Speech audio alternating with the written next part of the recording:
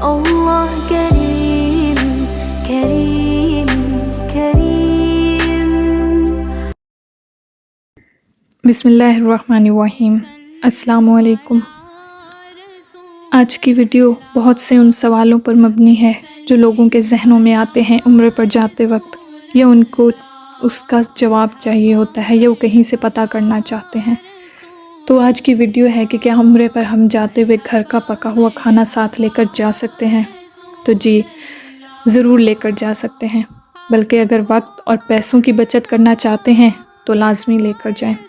आप सिर्फ 5-6 खाने लेकर जा सकते हैं, क्योंकि होटल के कमरे का फ्रिज छोटा होता है जिसमें पानी भी रखना होता है, तो 5-6 डब्बों से ज़्यादा नहीं रखा जा सकता।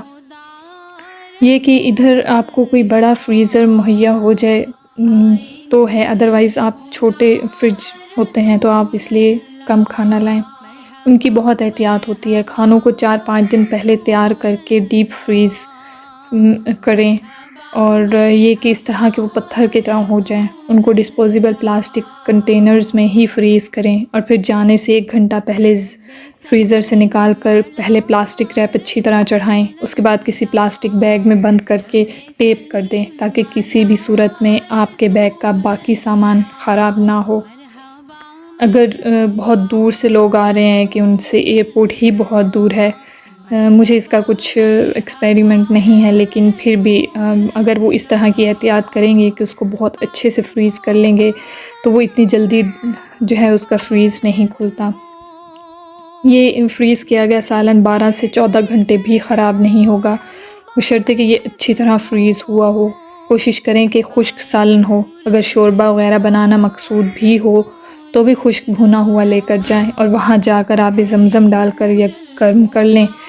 याद रहे कि एक बड़ा इलेक्ट्रिक चूल्हा ज़रूर साथ लेकर जाएं। वैसे तो मक्का से भी ये 40-50 रियाल तक ये चूल्हा मिल जाता है, लेकिन फिर भी आप एहतियातन यहीं से लेकर जाएं। इसके अलावा सालन गर्म करने वाला बर्तन और चम्मच ज़रूर लेकर जाएं।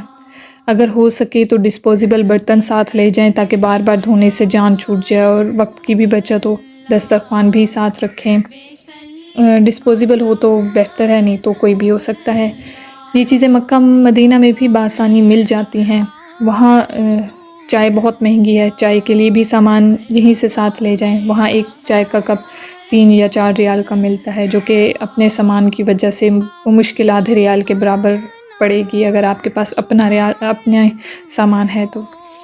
अगर तो 3 स्टार या उससे ऊपर वाले होटल में रिहाइश है तो वहाँ हर कमरे में इलेक्ट्रिक केटल मिल जाती है, जबकि बिल्डिंग वगैरह में ऐसा कुछ नहीं होता।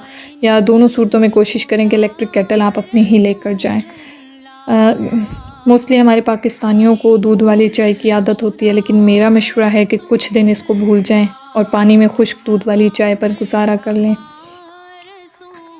और मक्का मदीना की हर चीज़ खूबसूरत और लजीज होती है।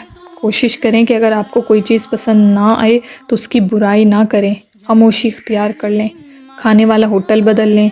लेकिन सबसे बेहतर सूरत यही है कि अपना कुछ सामान साथ ले जाएं, तो वो आपके लिए ज़्यादा आसानी भी हो सकती है और आपके लिए वो बेनिफिट भी है। लेकिन ये है कि मदीना या मक्का की किसी भी चीज़ को बुरा नहीं कहें। उम्मीद है आपको मेरी ये वीडियो पसंद आई होगी। मेरे इस चैनल को लाइक, शेयर और सब्सक्राइब करना ना भूलिएगा। अपनी दुआओं में मुझे और मेरे माँ बाप को याद रखिएगा। जज़ाकल्लाह।